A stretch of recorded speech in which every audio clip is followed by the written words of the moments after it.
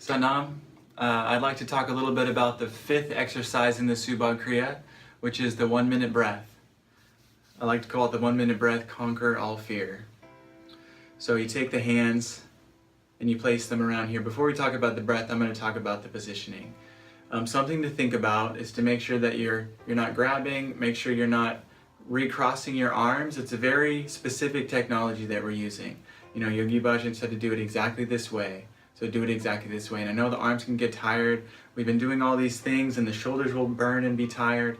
Just don't think, people think that this is a good alternative, but it's not. You want to just stack the right arm on top of the left. And if you notice that your arms are drifting, try to bring them back up and just be conscious of it. And that'll happen to me, and my shoulders will burn from the previous exercises. And I noticed that for me, both my arms are tired, right?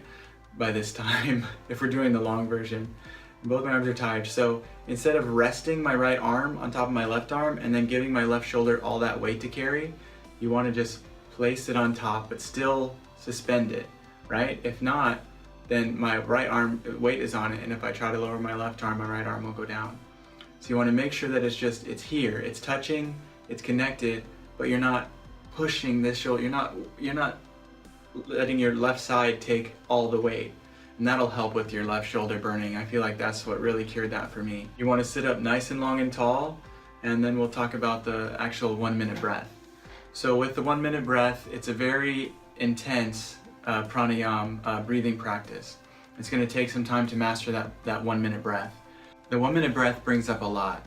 I feel like what it really brings up in me, and I don't know if this is true for everyone, I've just been practicing this Kriya for many years, and I just like to describe kind of what the 1 minute breath has done for me.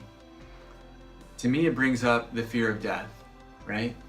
At some point always in the 11 minutes of breathing this 1 minute breath, I feel like I'm suffocating, and I'm really not.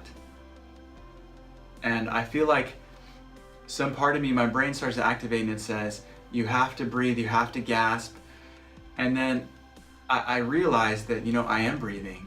I'm holding my breath in. My body is filled with air, right?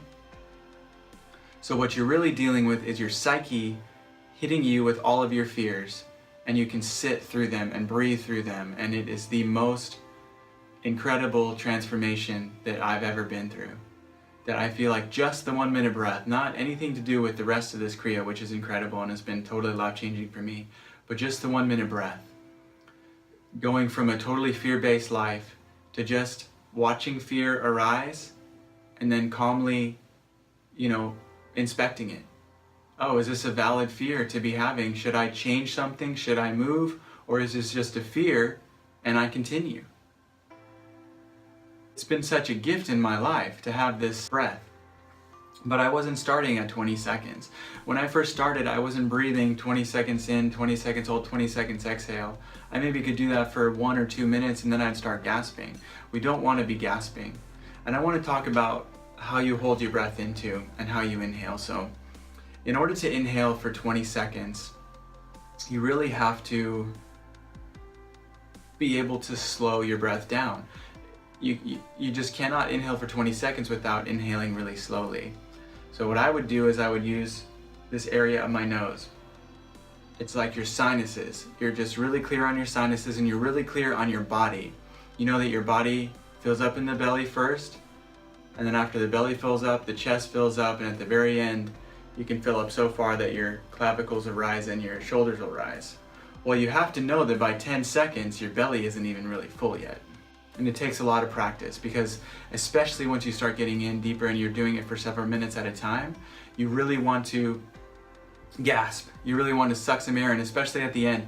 I feel like the hardest part for anyone, especially any American, I feel like, is to breathe all the way out anyway, period. We never breathe all the way out. So we're breathing all of our breath all the way completely out after basically holding our breath for a whole minute.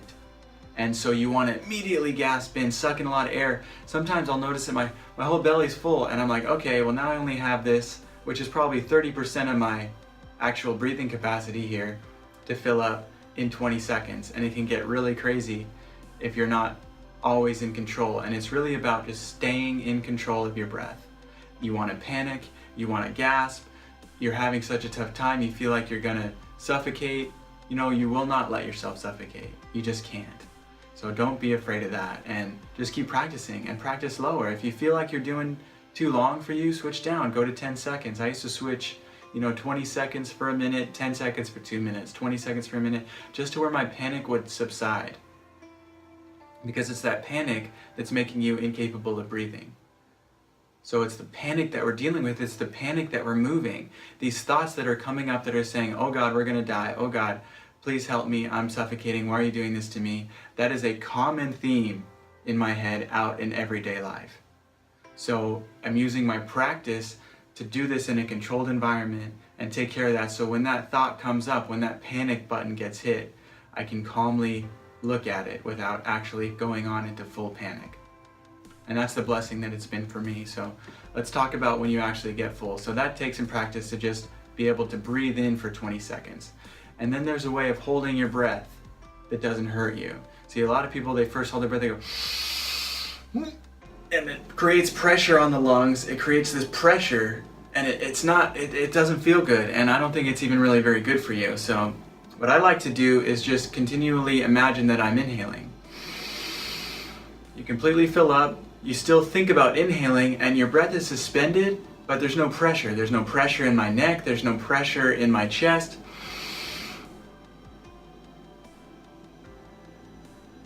And I hope that I've described that well enough. You really you keep the intention of inhaling in your body. There's no more air to inhale, but you keep that intention. And I'm not locking my chin down, there's all these ways that you can hold your breath that are not comfortable. And we want to comfortably hold our breath because we're dealing with enough without having to deal with that physical discomfort and that overexpanding of the lungs. What that does is if you fill your lungs completely and then you crank your neck down, you put even more pressure into your lungs, which is the discomfort in the first place and the discomfort of the throat. We want to, as comfortably as we can, hold our breath. And if you have any questions about that, please comment down below. I'm happy to reiterate, though you really just have to practice. Think about, like, if you're inhaling, then you can't exhale, right? So you're basically holding your breath in. That's the idea. And then with the exhale, it's kind of the same thing as the inhale. You have to figure out a way to exhale slowly and comfortably. I do it with my nose. Well, with your sinuses, it's behind the nose.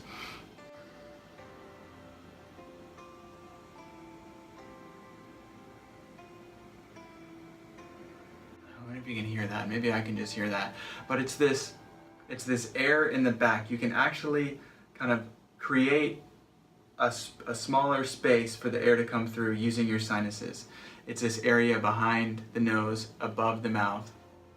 That's the only way I've found to actually control the breath as it comes out. You also are conscious of the opposite motion, that the clavicles drop, the chest starts to go out. I'm telling you, if you can just take your mind off of all the crazy paranoid things that are going on in your head at that time, maybe that's just me, then you can think about your body, then you can totally transmute and just get really into the practice of the shoulders come down, the chest starts to go down,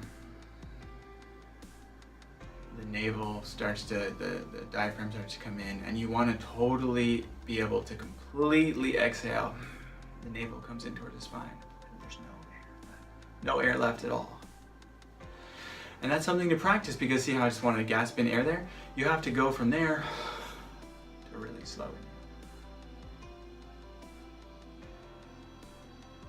And you'll know when you start getting out of control in this breathing exercise. You'll know, and it'll be out of control. You'll have 3/4 of your air in, and you're only 2 seconds into the inhale. And that's when you know, okay, you're practicing, right? You're practicing, you're working on getting it there. And you're holding your breath for as long as you can, and it's possible. You will not die. I have miscounted, and I've done 40 seconds on every single one of these exercises, sometimes twice in a row, and I've been able to get through it. And it's just about staying calm. If you don't panic, your body will take care of itself. And that's really about it. You have to keep the arms up, which makes it a little tougher, I've noticed. You can practice the 1 minute breath anytime though. You don't have to just practice it in this meditation. So that's my explanation of all the things I've thought about. Kind of for this exercise, it can be very challenging and it can invoke a lot of feelings and fear-based mentality, but it's releasing those things. It will clear those things out of your field. They come up, and then if you can breathe through them, then they will be gone. They will start to just break away, and you'll get layer after layer after layer of your fears will get conquered. They will just subside back into your psyche, and they'll lose their power over you. They'll lose their grip. You can start living this life, and I feel like that's a major reason why this Kriya is so effective, is that you go into the world not trying to figure out the safest route. You're actually going out and everything looks like prosperity to you. Everything looks like an opportunity, and it is. So I hope that answers all your questions. Anything else that I haven't answered, please comment below. I'm happy to answer those questions for you, and if there's a lot of similar questions, I'd be happy to make a new video one day that better explains it. So have fun practicing, and Sat Nam.